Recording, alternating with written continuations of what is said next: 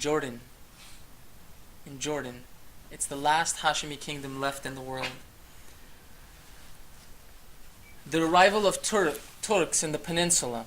Now, scholars of hadith interpret the words that the imams used are mean very different things today. When you look at the geography of the region, Turks back then when the imam was talking about this, scholars have interpreted this to mean Russia or Russian, or what's known as modern day Russia of today, that Russians will come and invade the Arabian Peninsula.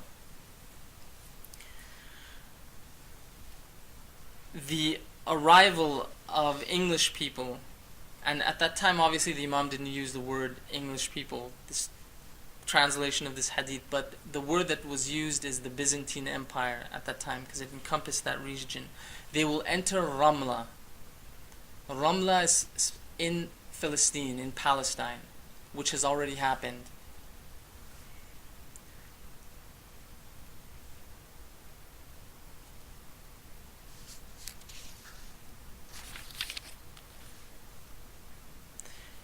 A Kafir community will interpose or come between Saudi Arabia and other Arab countries. Now this is a really interesting hadith.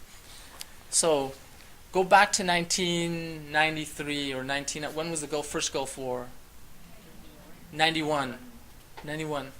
So this tradition is telling us that now the reason for all of the world's nations to go into Iraq in the first Gulf War was they were protecting Saudi Arabia.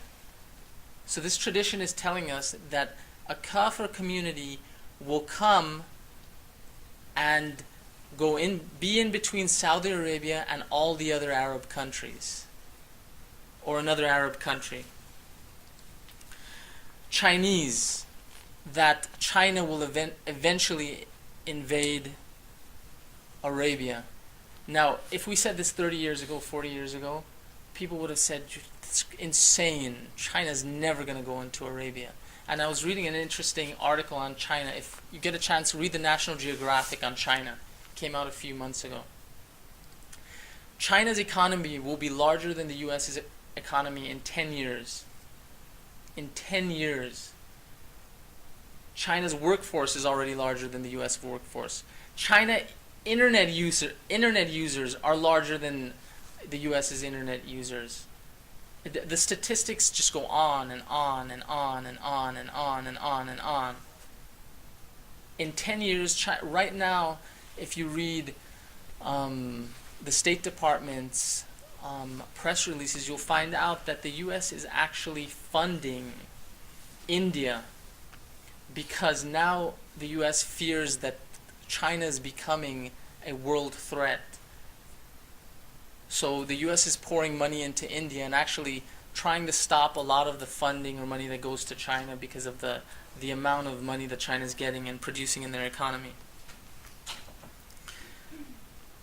Now there are a few traditions regarding black flags. The Imam has said that before the 12th Imam comes, that you will see a group of people who will bring black flags. Those people will be bad people. There's a group of people who will bring black flags. Those will be good people. The first group of people, beware of these people. They will come through Arabia. They will kill people. The second group of people will be led by Sayyid Hassani or the 12th Imam and join those people.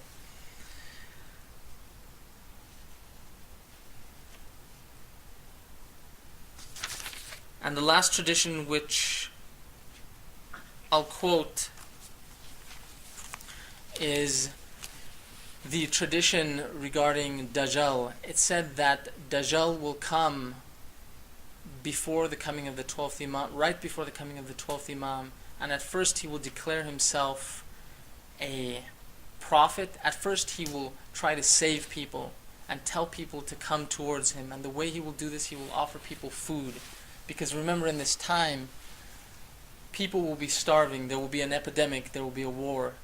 And the first thing Dajjal will say is, come to me, I have food.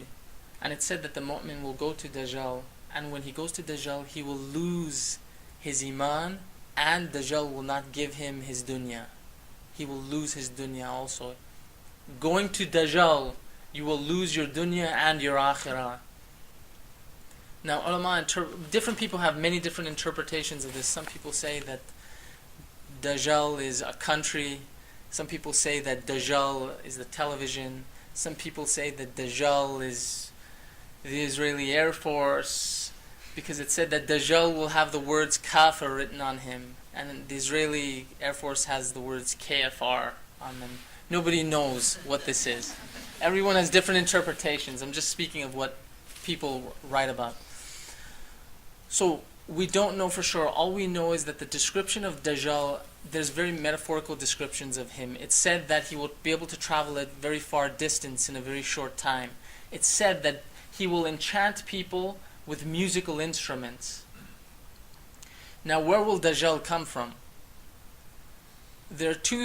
In traditions, there are two countries which Dajjal is supposed to come from. One is India. It said Dajjal would emerge from India. Or two is Dajjal may emerge from Iran. One of these two places. And Dajjal would attract people until all the people of the world will notice who he is and follow him until the coming of the 12th Imam. So with all these traditions, these bleak traditions about the end of the world, the Imam has still said to his companions, he said, even during that time, you will see that the best people of all times will come during that time. And when they asked the Imam why, they said because these people will believe in a leader that they have not seen. And that's why they are better than all of the generations before, from the time of the Prophet till now. And then the Imam instructed his companions on how is it that they become the best people. There are several instructions before the coming of the Imam. The first one, how do we gain ma'rifah? We read in the beginning of the tradition that all people will lose their faith except those people with yaqeen and ma'rifah. The first way we begin to gain ma'rifah is through reading the traditions of the Imams. And the Imam has said that ma'rifah comes only through constant reading of these traditions and avoiding sins.